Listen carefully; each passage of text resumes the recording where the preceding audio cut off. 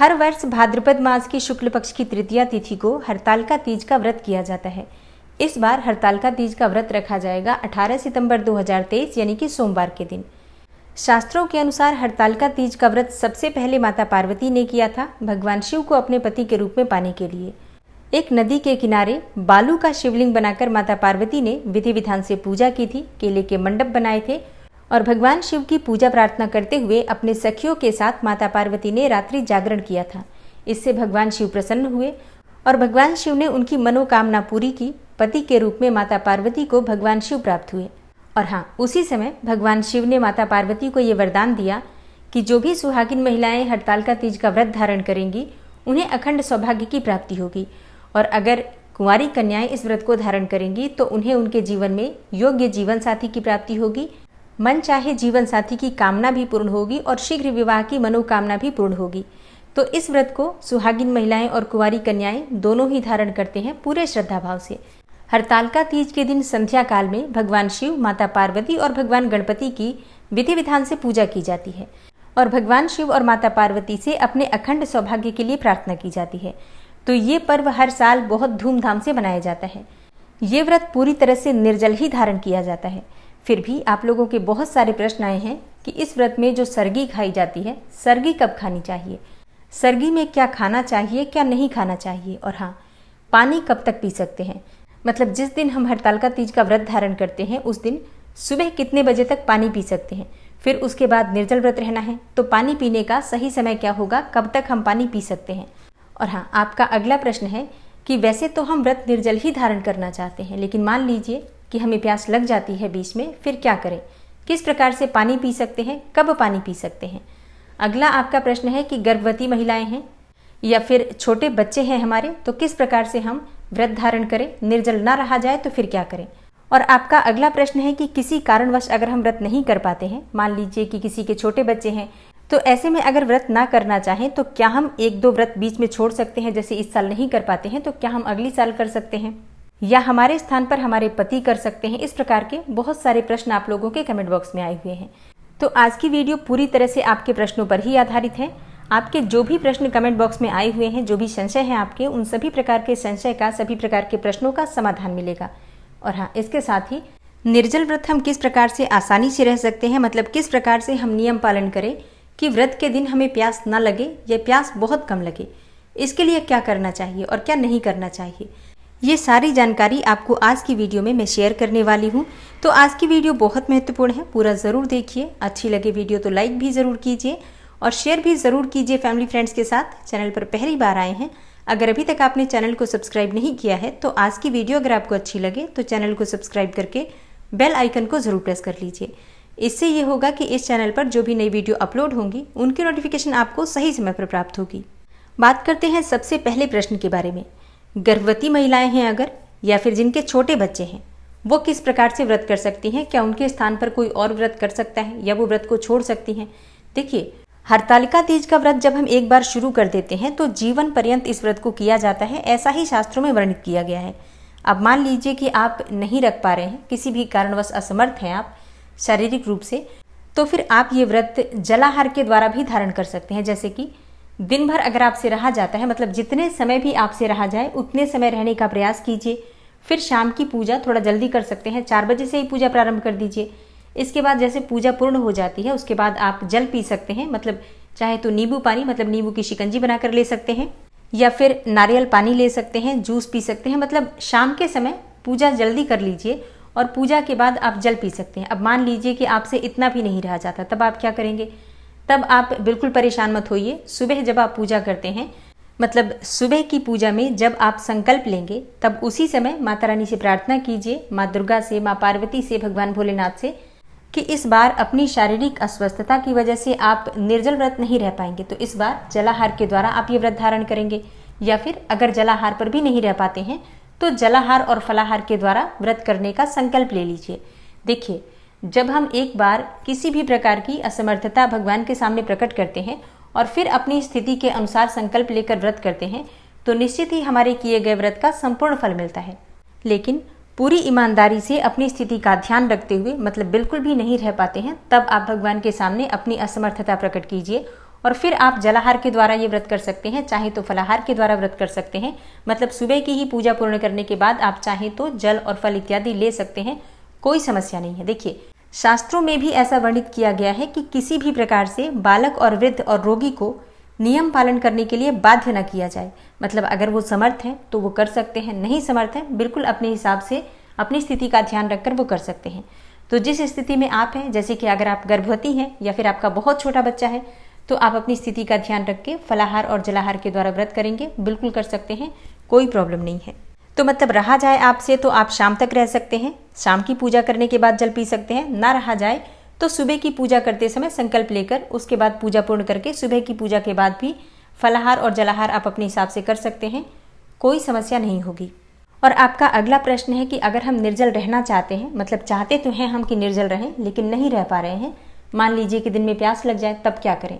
देखिए, ऐसे में शास्त्रों में कहा गया है कि पशु के लिए किसी भी प्रकार के व्रत का नियम पालन करना आवश्यक नहीं माना गया है। तो पशु के रूप में मतलब अपने हाथ अपने पांव दोनों जमीन पर रख दीजिए और उसके बाद सामने किसी बड़े बर्तन में पानी रख दीजिए। तो मतलब चौपाया जानवर यानी कि पशु बनकर आप पानी पी सकते हैं। अब यहाँ पर एक चीज का और ध्यान रखना है, बहुत से लोगों को लगता है कि अगर हम अपने हाथ से पानी नहीं पिएंगे तो भी पशु कहा जाएगा। नहीं, ऐसा नहीं करना है।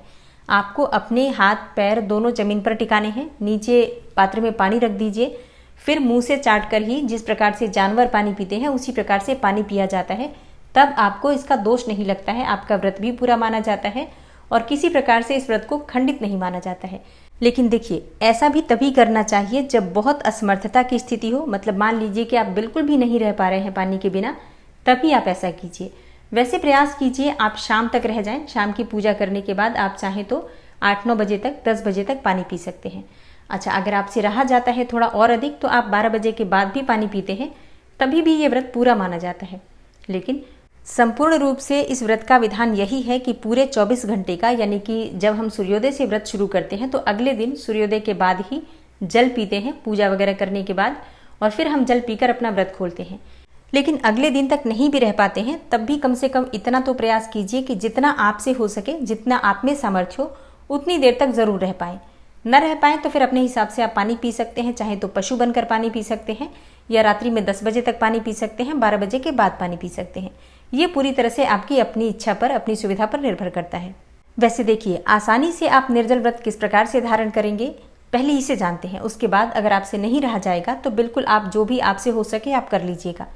देखिए, एक दिन पहले यानी कि 18 को हम व्रत धारण कर रहे हैं, 17 को आप संडे के दिन अगर अच्छी तरह से अपना दिन व्यतीत करते हैं, जैसे कि दिन में आप शुद्ध और सात्विक भोजन ले लीजिए, दोपहर तक आप अनाज ले लीजिए, दोपहर के बाद अनाज का सेवन मत कीजिए।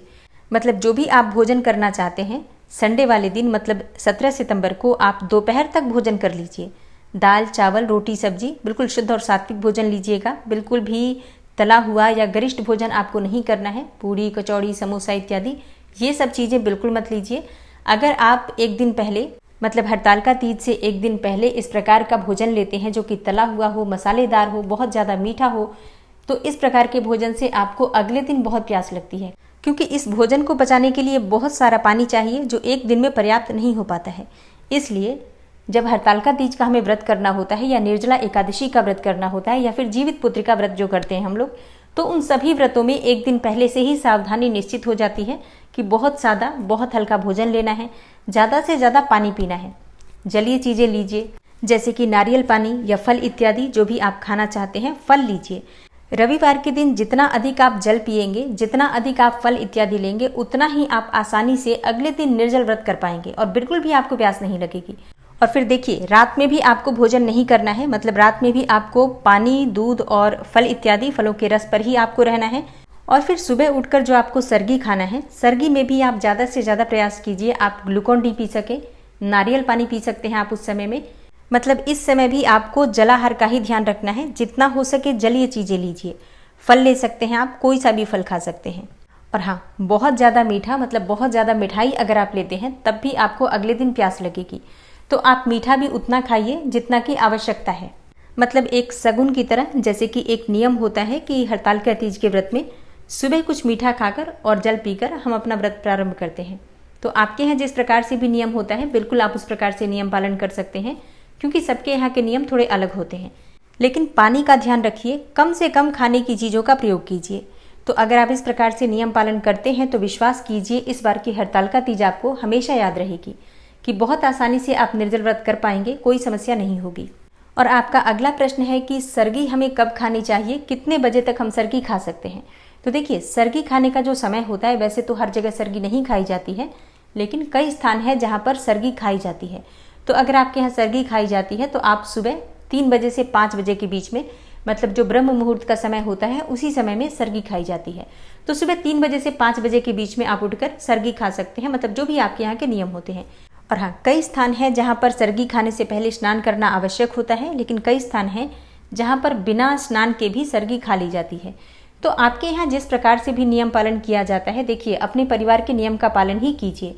सरगी में क्या क्या खा सकते हैं, देखिए जहाँ तक सरगी का सवाल है, मुझे लगता है ये इस वजह से इस नियम को बनाया गया है ताकि अगले दिन हमें निर्जल व्रत रहना होता है, तो उस समय यानी कि सुबह के समय में, ब्रह्म मुहूर्त के समय में उठकर और जल इत्यादि हम ग्रहण कर लें।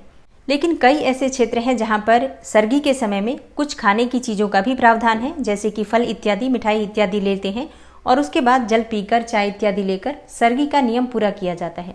तो इसमें देखिए सबके यहाँ की अपनी परंपरा है। आपके यहाँ जिस प्रकार के रीति रिवाज हैं, आप उन्हीं नियमों का पालन कीजिए। जैसा मैं हमेशा कहती हूँ, कुछ व्रत बहुत पारंपरिक होते हैं, जैसे कि जीवित पुत्रिका का व्रत या फिर हरतालिका तीज का व्रत, करवा चौथ का व्रत, ये बहुत अधिक नियम पालन के साथ किए जाते हैं। मतलब परिवार के जो नियम होते हैं हमारे, हम उसी नियम का पालन करते हैं। आप चाहे जितनी वीडियो देख लीजिए, जिससे भी सुनिए, लेकिन पालन उसी नियम का आपको करना है जो आपके घर में होता है, आपके परिवार में होता है, जो आपके बड़े बुजुर्ग करते आ रहे हैं, उसी का पालन आपको हमेशा करना चाहिए।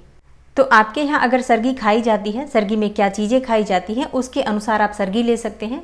वैसे मुख्य रूप से सरगी में फल या मिठाई इत्यादि ही ली जाती है।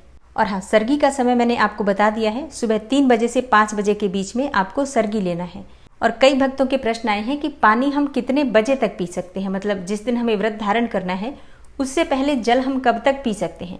देखिए, एक जो सरगी का टाइम होता है ना, सुबह 3 बजे से 5 बजे तक, इसी बीच में आप फल ले सकते हैं, जल ले सकते हैं, जो भी आप लेना चाहें। इसके बाद नहीं पीना चाहिए। लेकिन जैसे कि अभी सूर्योदय काल का समय है सुबह 6 बजे का, और सूर्योदय से ही हमारा व्रत जो होता है वो प्रारंभ होता है। तो जैसे कि आप 5 बजे स्नान कर लेते हैं हरतालिका तीज वाले दिन, तो 5 बजे से पहले आप पानी पी लीजिए। स्नान करने के बाद आप जल ग्रहण नहीं कर सकते हैं। स्नान के साथ ही आपका व्रत जो है वो प्रारंभ हो जाता है, क्योंकि स्नान करने के बाद आप भगवान सूर्यदेव को जल अर्पित करेंगे, अपने घर में पूजा करेंगे, व्रत का संकल्प ले लेते हैं। तो स्नान के साथ आपके व्रत का प्रारंभ हो जाएगा। इसलिए जल पीने का समय सुबह 3 बजे से 5 बजे के बीच में ही है, इस बात का ध्यान रखिए। तो दोस्तों, ये है आज की वीडियो जिसमें आपके प्रश्नों के उत्तर देने की मैंने पूरी कोशिश की है। उम्मीद करती हूँ आप इस उत्तर से अवश्य संतुष्ट होंगे। और हाँ, इसके अलावा कल भी हरतालिका तीज की वीडियो अपलोड हो चुकी है, जिसमें आपके बहुत सारे प्रश्नों के, बहुत सारे सवालों के जवाब हैं। हरतालिका तीज के व्रत में दान कब करना चाहिए, किसे दान देना चाहिए, संकल्प किस प्रकार से आप लेंगे, और इसके साथ ही अगर पीरियड्स में है, सूतक पातक में है, तो व्रत किस प्रकार से किया जाएगा, और भी बहुत सारे प्रश्नों के उत्तर कल की वीडियो में जा चुके हैं। तो अगर आपने कल की वीडियो नहीं देखी है तो उसे भी ज़रूर देख लीजिए। इसके अलावा भी अगर आपका कोई प्रश्न हो तो कमेंट बॉक्स में ज़रूर लिख दीजिए, ताकि सही समय पर आपके प्रश्नों के उत्तर मिल जाए।